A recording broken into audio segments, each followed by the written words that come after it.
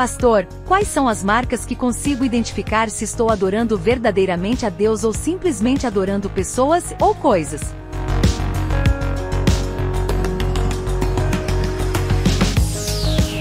Essa pergunta ela é muito boa, mas ela é complexa também. E aí, para responder ela, eu vou ter que fazer um caminho aqui um pouquinho longo. Primeiro, eu gosto da definição que a Confissão de Fé de Westminster nos traz sobre como se deve adorar a Deus. O que é adorar a Deus, né? Lá na Confissão de Fé de Westminster diz que Deus quer ser adorado segundo aquilo que ele mesmo revelou ou prescreveu na Escritura. Deus quer ser revelado segundo aquilo que ele mesmo nos revelou conforme a Sagrada Escritura. Então, guarda essa informação. Esse é um ponto. Aqui já é uma resposta, né? Já dá para se contentar com isso.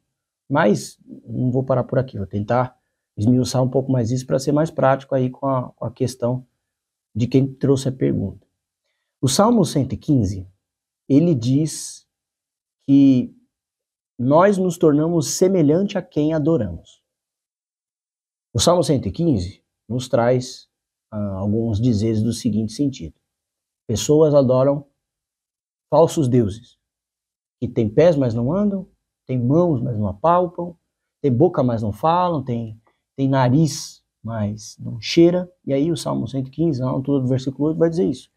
Se tornam semelhante a aqueles que adoram esses falsos deuses, né? Então, a ironia desse salmo é dizer que esses deuses, né, entre aspas, e com D minúsculo, não são deuses vivos, deuses verdadeiros, são deuses mortos, né?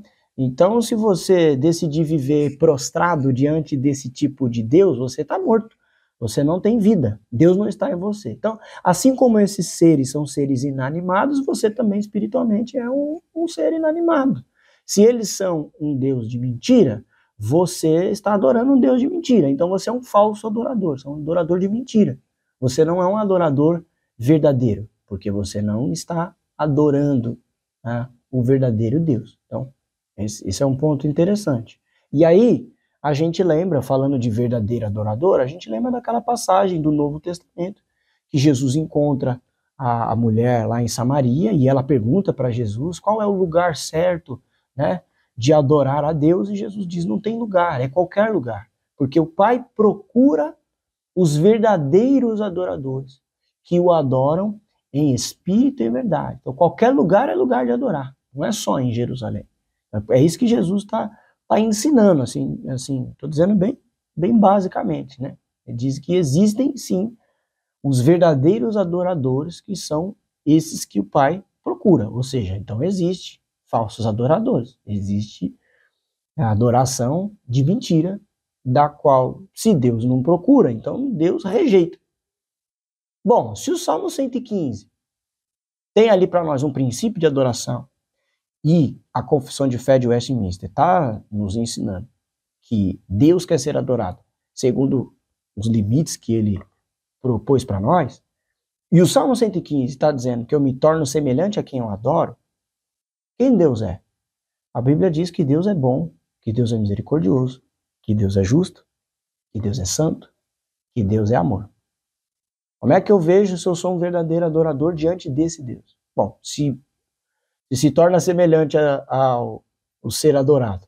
O adorador, eu estou adorando um Deus santo, bom, justo, amoroso, como é que eu tenho que sair depois da adoração?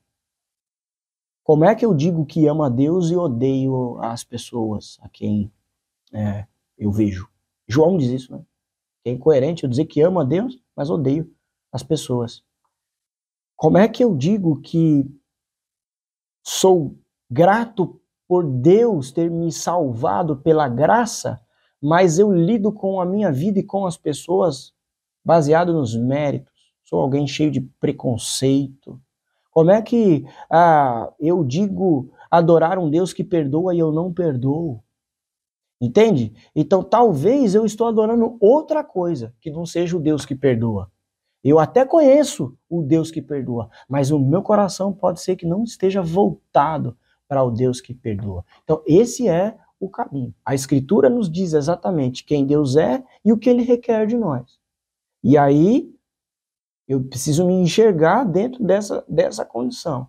Se eu quero ser o verdadeiro adorador, do qual Deus procura, o que seria ser um verdadeiro adorador? Bom, alguém que, diante de Deus, o adora, o louva, se submete a Ele, à sua vontade, que se torna semelhante a Ele, né? E aí a Bíblia diz claramente que nós fomos feitos para isso, para ser imagem e semelhança de Deus.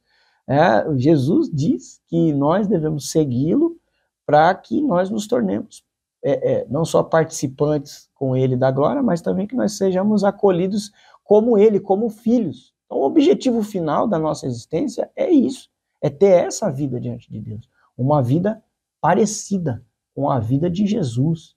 Então, se eu não me torno parecido com Jesus, não é possível que eu estou adorando o Deus verdadeiro, porque o adorador se torna semelhante a quem ele adora. Eu acho que tem muita coisa para a gente pensar aí na resposta que eu te dei.